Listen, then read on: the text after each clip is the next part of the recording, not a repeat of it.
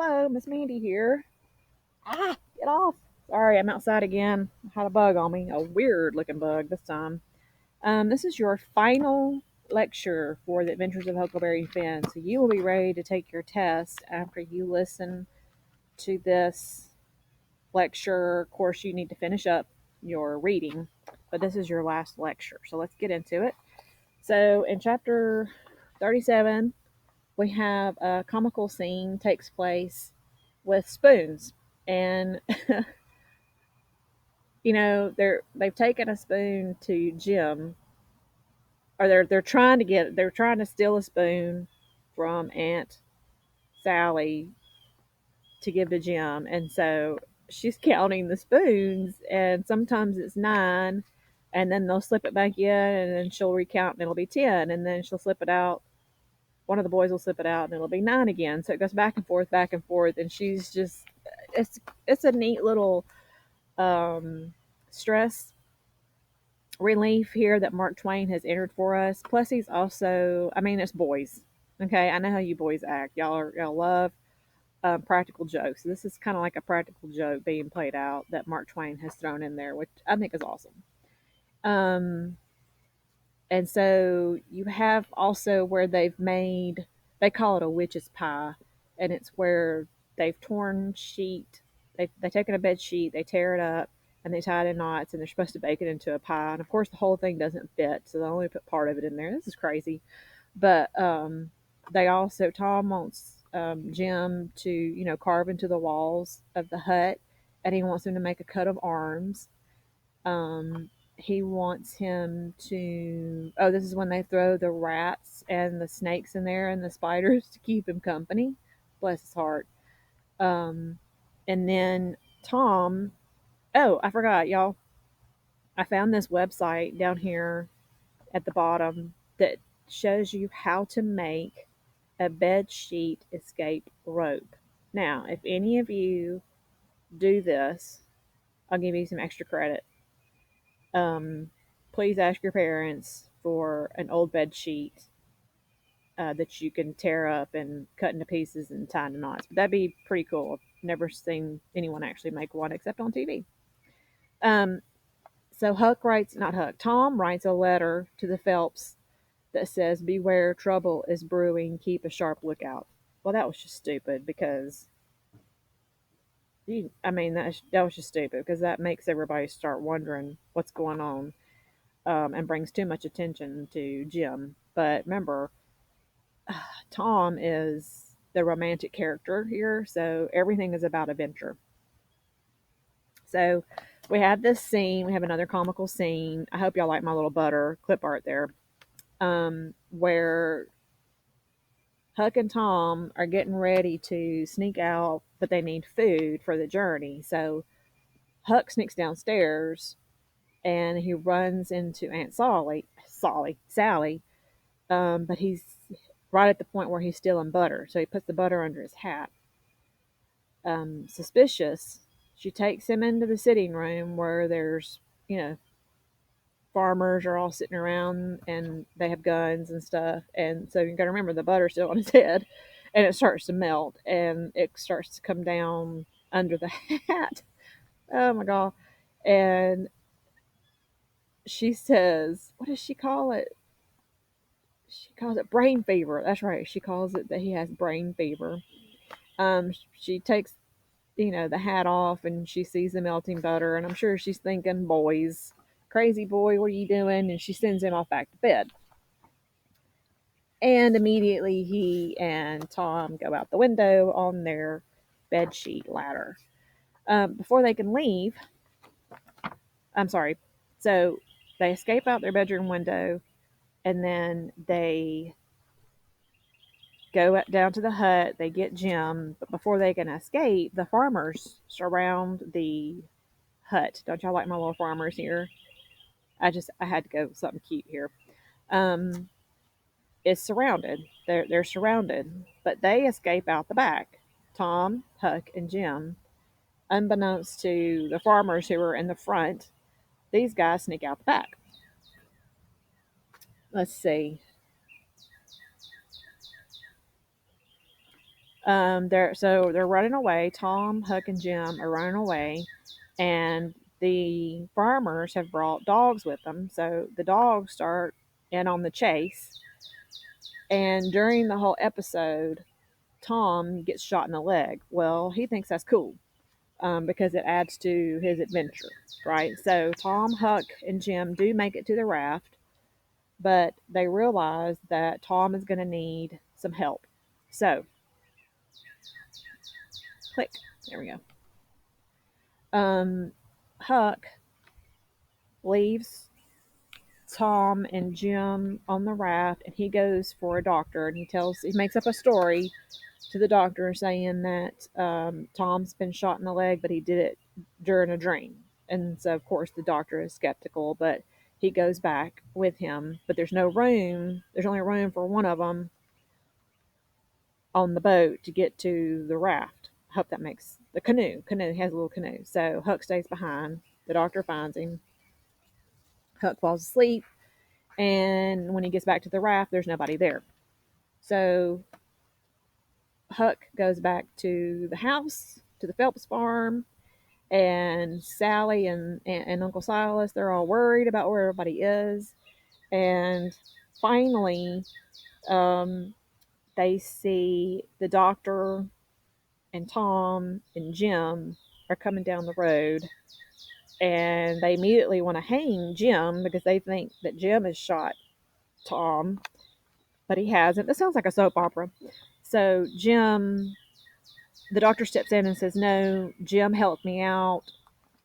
Do not hang him. He actually is good. He's a good person. He's a good slave. Don't do anything to him. He's not at fault." But they put Jim back in the hut. So during this whole episode, Aunt Polly shows up, and Aunt Polly blows everybody's cover. She says, "No, that's Huck and Tom. Sid is at home." So she blows everybody's cover. Well, Tom, after he wakes up from, I guess he's in I can't remember if he's in a coma or if he fell asleep. I don't know. But he wakes up and he has no idea what's been going on. He doesn't know that Jim has been captured and he's in the hut again. And so he tells the whole story about everything that's happened. And come to find out, when Tom finds out that Jim is back in the hut, he's like, "No, no, no, no. He's a free slave. Before Miss Watson died, she freed him." And so everybody's like, "Oh my gosh, okay, free Jim. He's a free man. Let him go." And Tom feels bad and gives him $40. So Jim immediately thinks he's filthy rich. But you again remember, this whole time Tom has been the romantic character. So this whole thing, when Huck and Tom have reunited at the Phelps farm, has been a whole adventure for Tom. He has put so many people in misery, um, heartache, worry. I mean, the kid got shot, and Jim was free the whole time. That kid would be grounded for the rest of his life if that was he was in my family. Oh my gosh. Um, so in the end, Miss Huck goes back home. Jim is freed. Not Huck. Tom goes back home with Aunt Polly. Jim is free. Huck, it wants to be not wants to be. Aunt Sally wants to civilize Huck, and Huck is like, "I've had enough of civilization. I'm gone." So he heads back. I think he heads back to the river, but he is headed to Oklahoma. And it does say that. Hang on, let me get to my notes. Um, Headed west to Indian country to have lots more adventures. Oh, Judge Thatcher still has his $6,000, so he does get that back.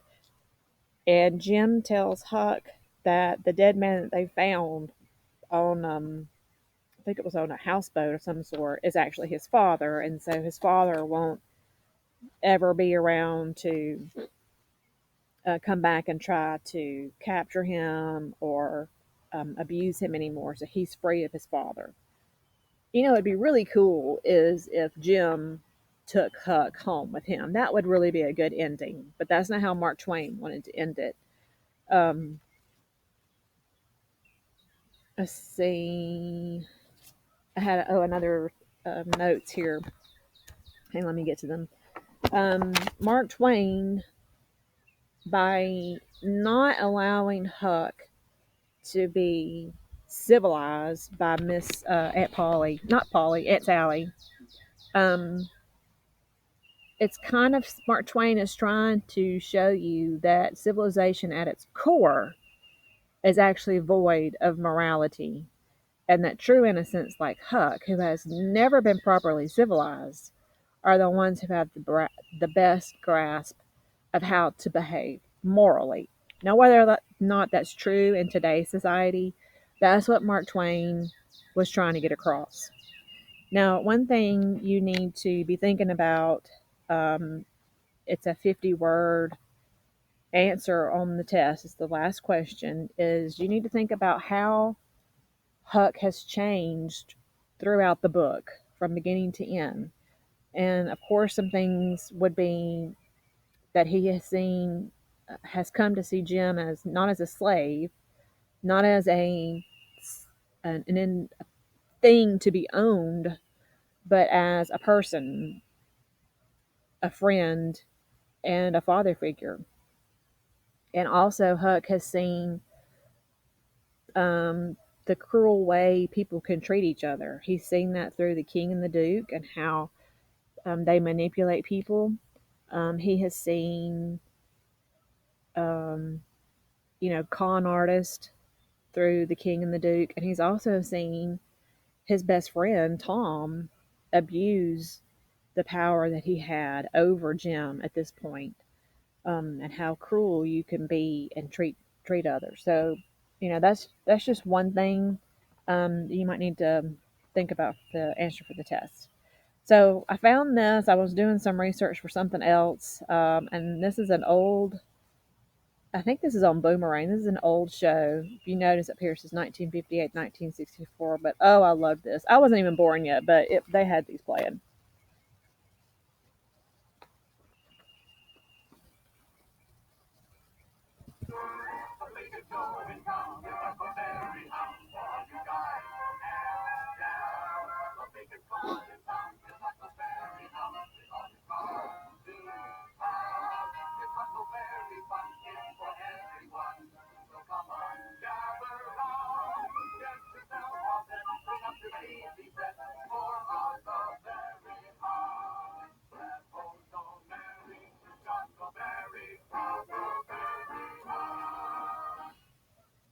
Same people who created the Flintstones and the Jetsons, kind of in that same genre. All right, this is Elijah Wood. I think you recognize him from all of the Lord of the Rings movies. This is the intro to his Adventures of Huck Finn. You're going to end up in the bad place with the devil himself. That'd be just fine by me. They called him a troublemaker. Come on, Finn. They called him a liar. Well, now I ran off the circus car. I fell off the steamboat, sir, and Pa got one over by an elephant. I think this boy's going to fit right in. They called him every name in the book. George Jackson, the Duke of Fieldsborough, Mary, Williams. But everything in his life would change when one man called him friend. Best friend I ever had. True blue Huck Finn. It's the boy with that runaway slave. Come on. Now they're being swept along on an extraordinary journey, searching for one man's freedom. All men should be free. Man on raft, is he white or black? He's what? Personally, I think he's just a damn good liar. Oh, thank you for the compliment, sir. In the great tradition of Disney Family Entertainment, You're a good man, Jim. comes Mark Twain's American classic about a boy with the courage to follow his heart, Busting Jim out. and the river that would lead him on an unforgettable adventure. Over the glory, Huck!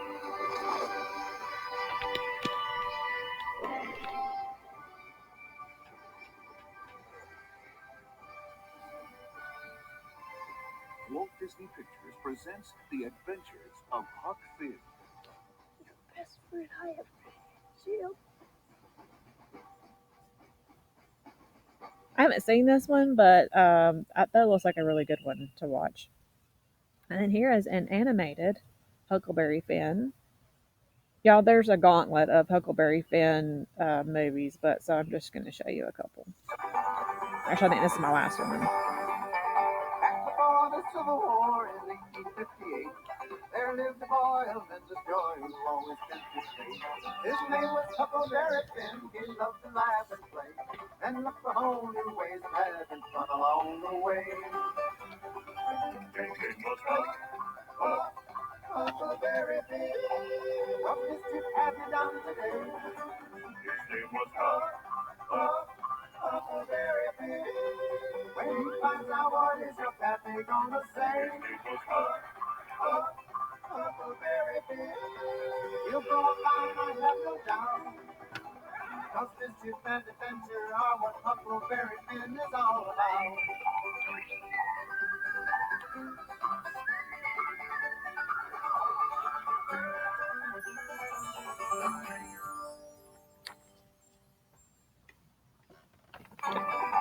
Oh, I think it automatically. Oh, that's the outro. Okay. All right. Well, that's it. That's all I have. So you should be ready to take your test. This is the last Huckleberry Finn slide presentation. Hope you guys have enjoyed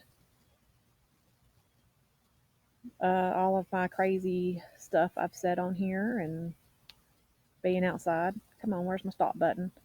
All right, kiddos. See y'all later.